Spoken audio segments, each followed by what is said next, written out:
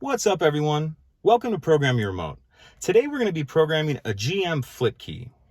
This procedure is going to be to add a key if you already have one working one. So we have our already working key here, and we have our new unprogrammed key here. And on the new unprogrammed key, you'll have to have the blade cut. You can either do that at a locksmith or an automotive dealership. So we have our two keys here. We can go ahead and get started.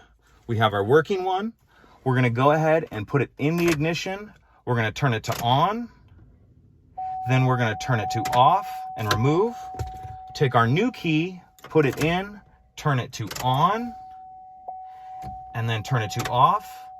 And now this key should be programmed. Let's go ahead and start to test.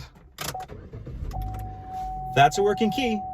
If you have any questions, please let me know. If you could take a second to like and subscribe, it helps us out and I'd appreciate it. Thank you.